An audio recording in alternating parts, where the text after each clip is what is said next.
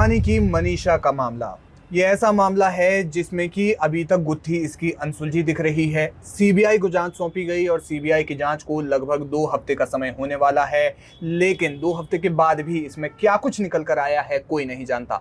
मनीषा से जुड़े सभी लोगों से बातचीत हो चुकी है, पूछताछ हो चुकी है, क्राइम सीन को रिक्रिएट किया जा चुका है, लेकिन अभी तक इस मामले में कोई लीड जो है वो मिलती हुई नजर नहीं आ रही है। दिव्यांशु हमारे साथ है, हमारे सहयोगी। मैं उनसे जानना चाहूंगा कि दिव्यांशु, क्या कुछ ऐसा है कि अब तक सीबीआई जो है इस मामले में नाकाम साबित हो रही है, या फिर क्या कुछ इसमें सामने आ रहा है अब तक? देखिए, सबसे बड़ी बात यह है कि करीब 12 दिन का समय बीत चुका है। 16 तारीख की घटना है जब हम इस पर चर्चा कर रहे हैं। इससे पहले जो 12 दिन मैंने पहले ही बताया, 3 सितंबर को सीबीआई हैंडओवर कर लेती है और उसके बाद 3 सितंबर से जांच में जुट जाती है, और तब से जोड़ेंगे तो 12 दिन खत्म हो गए। लेकिन सीबीआई के हाथ अभी तक, जैसा हमने कई लोगों से बातचीत की, उनके मुताबिक अभी तक कुछ भी ऐसा लगा ही नहीं है, ऐसे समझ सकते हैं हम। और बाकी जो चीज़ें हैं वो सीबीआई डिस्कस नहीं कर रही किसी के साथ।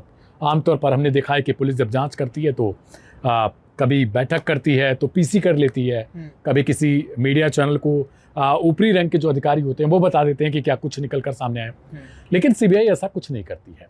इस कारण अभी तक हम लोग भी ये नहीं समझ पाए कि आखिर क्या कुछ चल रहा है। जांच जो शुरुआती दौर में थी, यानी पोस्टमार्टम रिपोर्ट जो पहली थी और जो दूसरी थी, अगर हम उन दोनों को देखेंगे तो उनमें बहुत ज़्यादा डिफरेंट नजर आता है। इसको लेकर अब सवाल उठ रहे हैं कि क्या पुलिस ने पहले इस केस को इतना ज़्यादा पेचीदा बना दिया, या हम कह लें कि इतना उलटफेर हो गया इस केस में कि सीबीआई को बहुत मुश्किल का सामना करना पड़ रहा हो। आप देखिए कि पुलिस ने अपनी जांच रिपोर्ट को जब खत्म किया था, या जब ऐलान कर दिया था कि हम इस केस में यहाँ तक, अपने इस पड़ाव तक पहुंच गए, उसके बाद उन्होंने कह दिया था कि हम आगे नहीं जा रहे भाई, हाथ खड़े किए और सीबीआई को हैंडओवर करने की प्रक्रिया चालू हो गई थी। पुलिस ने अपने लास्ट लाइन में कहा कि वो कंक्लूजन जो उन्होंने निकाला है फिलहाल वो ये है कि मनीषा ने खुद से जान दे दी। यानी इतनी जल्दबाजी की गई इस केस में कि सीबीआई को इतना टाइम लग रहा है, लेकिन पुलिस ने मात्र 6-7 दिनों में यह निकाल लिया था कि नहीं, मनीषा ने क्या कुछ किया होगा। तो जो पोस्टमार्टम रिपोर्ट पहली थी और दूसरी थी, एक में बताया जाता है कि बॉडी पार्ट्स, ऑर्गन्स सब कुछ अंदर थे, दूसरे में आप सोचिए इतनी ज्यादा विषमता हो जाती है कि उसमें अंग ही गायब बताए जाते हैं। ठीक है, अब लेकिन पुलिस वालों पर जब सवाल खड़े किए जाते हैं तो वो उल्टा धमकी देते हैं। बहुत सारे लोगों को वहां पर गिरफ्तार कर लिया गया था, इस बाबत किया गया। हालांकि उसमें कुछ ऐसे भी लोग थे जो फेक खबरें, मनगढ़ंत स्टोरियां बना रहे थे, और उन पर कार्रवाई लाजमी है। लेकिन सवाल तो यह है कि जब एक लोकतांत्रिक परंपरा है, एक संविधान के मुताबिक चलते हैं, तो केस की जांच करने की जो क्षमता है, जो शक्ति है, वो पुलिस के पास है, सीबीआई के पास है, दूसरी जांच एजेंसियों के पास है। तो सवाल किससे पूछा जाएगा? उसी से पूछा जाएगा जो उसके लिए जिम्मेदार है। अगर बच्चा बिगड़ता है तो हम कहते हैं कि माँ बाप कुछ न कुछ इनके पालन पोषण में वजह रही होंगी, वो माँ बाप पे जा सकती हैं। ठीक इसी तरीके से ये भी क्रम अपने हिसाब में हो जाता है। लेकिन 12 दिन, मैं बार बार उसी बात को कह रहा हूं कि 12 दिन बीत चुके हैं, अभी तक सीबीआई के जो सूत्र हैं उनके मुताबिक भी कुछ ऐसा ठोस उनके पास नहीं मिल पाया। पहली बार हमने देखा कि नर्सिंग कॉलेज, जिसको बहुत सारे लोग उनका जो दिमाग है, उनका जो सेंटिमेंट है, वो कहीं ना कहीं कॉलेज की तरफ जुड़ता हुआ नजर आता है। वो उसको सेंसिटिव नजरिए से देखते हैं, संवेदनशील मुद्दा उसको बताते रहे हैं। तो जब वहां पर दाखिल होती है तब भी ये लगता है कि चलो कुछ तो आता होगा, कुछ तो आएगा, या कुछ तो हुआ होगा अंदर। लेकिन उसके बाद भी कुछ ऐसा नहीं निकल कर आया, या सूत्रों से मिली जानकारी के मुताबिक भी कुछ इस तरीके की चीजें नहीं आई। मगर हाँ, ये मानने वाली चीज थी कि सीबीआई ने पहली बार उस कॉलेज के अंदर कदम रखा। कम से कम पुलिस वालों को अगर हम नजरअंदाज करें तो पुलिस ने तो अपनी तरफ से भाई क्लीन चिट दे दी थी कि नहीं कोई ताल्लुक नहीं है एक तरीके से। लेकिन सीबीआई जब पहुंचती है, फोटोग्राफी, वीडियोग्राफी करती है। फोटो वीडियोग्राफी ये तभी की जाती है जब आपको लगता है कि हाँ, इस चीज में आगे आने वाले समय में कोई बदलाव ना हो जाए। ठीक है, हमारे पास इस केस के लिए, ताकि आगे जब जांच हो तो हमारे पास ये सब प्रूफ के तौर पर रहें, यानी कुछ तो ऐसा उनको नजर आया होगा।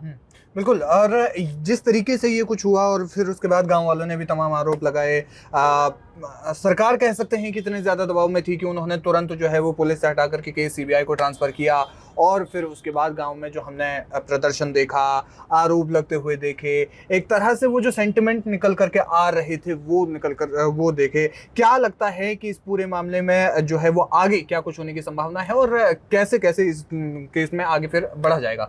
देखिए, बात ये होता है सवाल कि आखिरकार क्या कुछ वो चीजें रही होंगी जिन्हें छिपाया गया बिल्कुल होगा, संभवतः, क्योंकि पुलिस की जांच, मैंने पहले बताया कि पुलिस की जांच इस कंक्लूजन पे जाके बंद होती है कि ये खुद से जान दी गई है।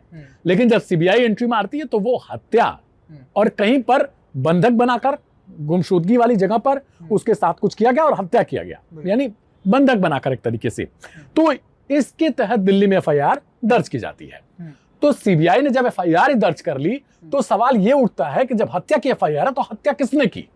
ठीक है, तो पुलिस ने आखिरकार किस तरीके से इस मामले को, कहीं क्या छिपाया गया, कोई दबाव था, ये सवाल जो हमसे लोग पूछ रहे हैं वो हमसे ही खफा हो रहे हैं। कहीं ना कहीं जो व्यूअर हैं क्राइम कथा में लाइव हिंदुस्तान लगातार इस बात को कवर कर रहा है। आप दूसरे चैनलों पर देखेंगे, दूसरे तमाम, मैं किसी का वो नहीं करूंगा, लेकिन तमाम रिपोर्ट्स अगर आप पढ़ेंगे तो आपको कहीं भी अब मनीषा की खबर नजर नहीं आने वाली है। कम से कम अगर मैं डिजिटल और टीवी की बात करूं तो तमाम लोगों के लिए अपने व्यूज और वो सब कुछ हो गए। अब मनीषा के साथ क्या हो रहा है उसके घटनाक्रम में कोई अपडेट आपको नहीं मिलने वाला। लेकिन लाइव हिंदुस्तान पर लगातार ये जारी है, क्योंकि हमें लगता है कि अगर पुलिस यहाँ खत्म करती है और सीबीआई वहीं से स्टार्ट करती है, यानी शुरुआत के तौर पर कि हत्या है ये, बिल्कुल, तो जाहिर सी बात है कि लाइव हिंदुस्तान इस चीज को कवर करता रहेगा। आगे भी हम देते रहेंगे अपडेट। लेकिन खैर, अगर बात इस चीज की करें कि प्रोसेस की, तो देखिए सीबीआई का केस बहुत लंबा खिंचता है। कभी कभी हमने बहुत सारे ऐसे मामले देखे हैं कि न जाने 12 साल लग गए, 10 साल लग गए, 8 साल लग गए। कभी कभार तो ऐसा हो जाता है कि अंततः सीबीआई जाके कोर्ट में कह देती भाई हमें कुछ नहीं मिला। ठीक है, तो कोर्ट भी सबूत के बेसिस पर ही सजा देता है, या किसी को गुनहगार साबित करता है और उसके आगे जो भी सजा होती है, जेल या फिर जो भी जुर्माना, वो सब कुछ करता है। लेकिन इस केस में अभी तक आप सोचिए कि किस तरीके से, क्या मैं यही कह रहा हूं कि क्या पुलिस ने लापरवाही इतनी की थी, जो जिन पुलिस वालों को सस्पेंड किया गया, जिस एसपी का तबादला किया गया, उनके बाद, इस केस के बाद उन लोगों पर अभी तक क्या कार्रवाई हुई, ये भी सवाल है। जिन लोगों ने बदतमीजों की तरह अपनी जो उनकी भाषा थी वो पुलिस की ना होकर एक छपरी जो व्यक्ति होता है, आजकल के लिए जो कुछ ऐसे युवा होते हैं उनके लिए शब्द इस्तेमाल किए, तो उस तरीके की सड़क छाप भाषा का इस्तेमाल किया जाता है कि तुम्हारी लड़की किसी के साथ भाग गई होगी। तो ये भी सवाल खड़ा होता है कि क्या मुख्यमंत्री नायब सिंह सैनी की सरकार इतनी ज्यादा संवेदनशील है कि जिन लोगों ने इस तरीके की भाषा का इस्तेमाल किया उनको सीधा नौकरी से निकाल ही दो, क्योंकि आने वाले समय में क्या आप इस बात के लिए मुहर लगाते हो, ठप्पा लगाते हो कि ये लोग इस तरीके की चीजें नहीं करेंगे? क्या पूरे पुलिस विभाग में इस तरीके से अभी चीजें नहीं हो पा रही होंगी? और क्या मनीषा जैसे मामले हरियाणा में और भी होंगे? न सिर्फ हरियाणा में, दूसरी जगहों की बात करता हूँ, यूपी में हाथरस का कांड भी है जिसको लेकर अभी तक जो सुगबुगाहट है वो धीरे धीरे कहीं ना कहीं नजर आती है। तो सरकारों से सवाल तो ये बनता है कि अगर आपकी पुलिस नाकामयाबी दिखाती रही है, नाकामयाब रही है, तो आपको मानना चाहिए, न कि उस चीज को छिपाना चाहिए। अब आगे आने वाले समय में सीबीआई किस तरीके से लेती, क्योंकि अगर सीबीआई ने इस केस को पलट दिया, समझिएगा, अगर हत्या प्रूव हो जाती है, गुनहगार मिल जाता है दोषी, तो उसके बाद सवाल तो ये खड़ा होगा कि हरियाणा पुलिस किस काम की है। बिल्कुल बिल्कुल बिल्कुल बिल्कुल। तो ये जो तमाम सवालात हैं वो अभी सामने निकल कर आ रहे हैं। लगभग 2 हफ्ते जो है जांच को हो गया है, आगे ये जांच लगातार जारी है। क्या क्या कुछ किए जाएंगे वो तो जाहिर तौर पर वो अपडेट हम आप तक ज़रूर पहुंचाएंगे, लेकिन अभी भी एक बड़ा सा सवालिया निशान इस पूरे मामले पर लगा हुआ है कि मनीषा के साथ आखिर क्या हुआ। तो ये जो तमाम सवाल हैं इसी को लेकर लाइव हिंदुस्तान आप तक पहुंचाता रहेगा और ऐसे सवालों को लगातार उठाता रहेगा जब तक कि उनके जवाब नहीं मिल जाते। आप देख रहे थे लाइव हिंदुस्तान का खास शो क्राइम कथा। मेरा नाम है मयंक, मेरे साथी थे दिव्यांशु। आप ऐसे ही हमारे साथ बने रहिए। नमस्कार।